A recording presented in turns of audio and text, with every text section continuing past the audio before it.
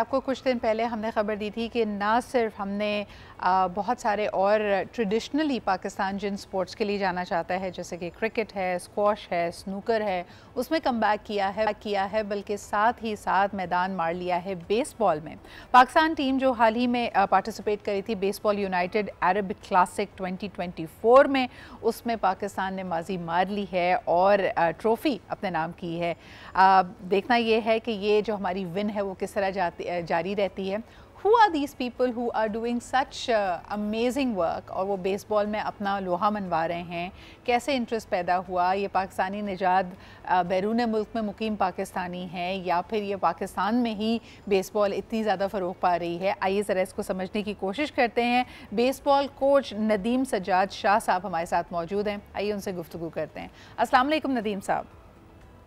जी वालेकुम अस्सलाम, बहुत शुक्रिया आपका। सबसे पहले तो नदीम साहब मेरी और मेरी तरफ से आपको बहुत बहुत मुबारक, बिकॉज़ यकीनन ये एक ज़बरदस्त स्टार्ट है। हमने पूरे आपकी टीम का एक बड़ा वालेहाना इसके ऊपर जो उनका एक रिएक्शन था वंस दे फाउंड आउट, और सजदा शुक्र भी उन्होंने बेसबॉल स्टेडियम में ही वहीं पे फील्ड पे अदा किया। तो मुझे ज़रा बताइएगा कि उम्मीद थी कि ये चैम्पियनशिप आप लोग अपने नाम करेंगे? जी बिल्कुल, हमने मेहनत की हुई थी इस पे और हमें सारी टीम के साथ-साथ अपने एक्सपीरियंस के साथ कौन सी टीम कहाँ पे क्या कर रही है। क्योंकि साउथ एशियन रीजन्स में हमें जो जनरल सेक्रेटरी साहब हैं, सैयद फ़खर अली शाह, वो एशिया के वाइस प्रेसिडेंट भी हैं। तो सारी चीज़ें हम उस पे वर्किंग करते रहते हैं कि कौन सी टीम कहाँ पे क्या वर्क कर रही सही। है। और हम इस चीज़ के लिए डिटरमाइंड थे कि हम ये जो वहाँ पे टूर्नामेंट बेसबॉल क्लासिक का हो रहा है यूनाइटेड अरब अमारात में, हम उस पे डोमिनेट करें। और ऐसा ही हुआ नदीम साहब। हम देखते हैं कि ख़ास तौर पे इस खित्ते की टीम्स को बुलाता हुआ ये अपनी नौइयत का सबसे बड़ा और सबसे कम्पिटिटिव चैम्पियनशिप थी, और ऐसा लग रहा था कि वाकई पाकिस्तान टीम छा ही रही है इंडिया को, बांग्लादेश को। You gave everybody a run for their money. तो ये जो फतेह हो पाई, इसकी वजह क्या थी? आप लोग कैसे प्रैक्टिस करते थे? टीम मेंबर्स कौन हैं? ज़रा हमें सबके बारे में कुछ बताइए।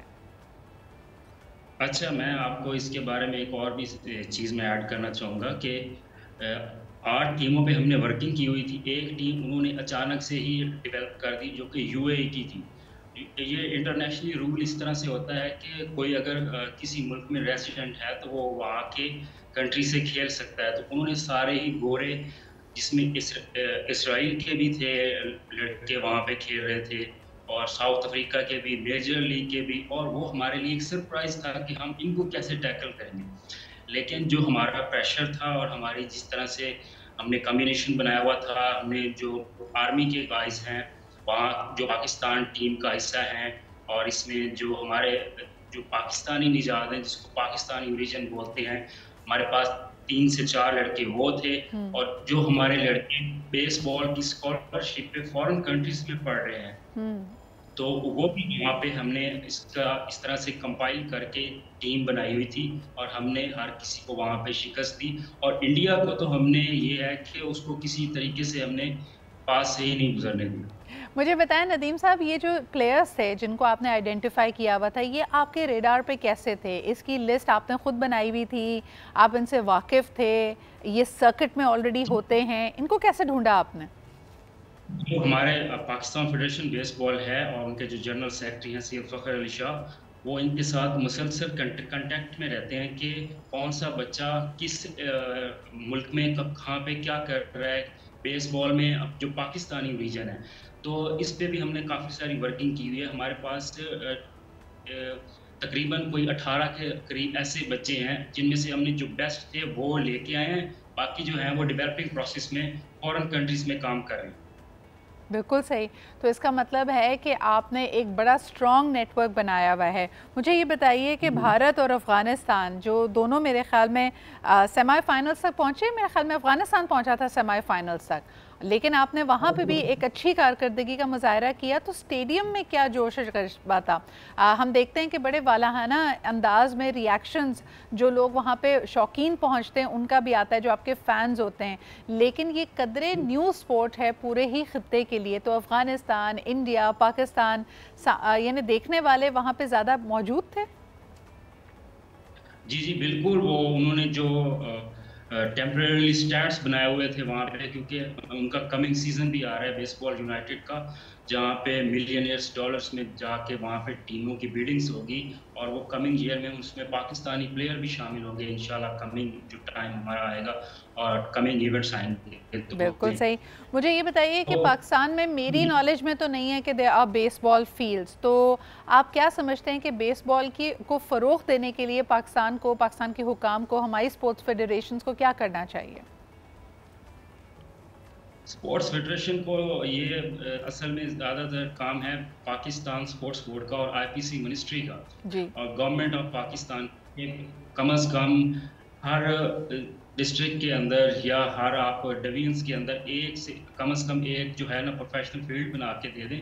इससे भी ज़्यादा अचीवमेंट्स होंगी और पाकिस्तान का नाम क्रिकेट से भी ज़्यादा रोशन हो सकता है इस गेम में, और इसके प्लेयर बहुत सारा रेवेन्यू पाकिस्तान के लिए लेके आ सकते हैं, क्योंकि ये मिलियनियर्स डॉलर्स में इनकी बिडिंग होती है, और पाकिस्तान के जितने भी प्लेयर अगर हम यूएसए में डेवलप करें या जापान के अंदर उनको हम लीग्स में वहाँ पे शिफ्ट करेंगे, तो ये पाकिस्तान का नाम भी रोशन करेंगे और पाकिस्तान के लिए काफ़ी सारा रेवेन्यू भी लेके आ सकते हैं, जो कि हमारी मुआशी तरक्की में बड़ा किरदार अदा कर सकता है। बिल्कुल सही, दिस इज़ वेरी इंपॉर्टेंट। और आपने जैसे कहा कि एक वक़ार है यकीनन हर उस स्पोर्ट में, वो हमारा स्पोर्ट्समैन जो पाकिस्तान के लिए खेलता है और पाकिस्तान के लिए जीत को, फ़तेह को अपने नाम करता है, इससे लाखों करोड़ों पाकिस्तानियों का हौसला बढ़ता है। पोटेंशियल बहुत है, Pakistan is a youthful nation, तो यकीनन ज़्यादा से ज़्यादा स्पोर्ट्स की तरफ अगर पाकिस्तानियों को राग़िब करेंगे, हमारे कई मसाइल हल होते हैं, टीम स्पिरिट बढ़ता है, आपका न्यूट्रिशन, फिटनेस, डिसिप्लिन की तरफ आप ज़्यादा राग़िब होते हैं,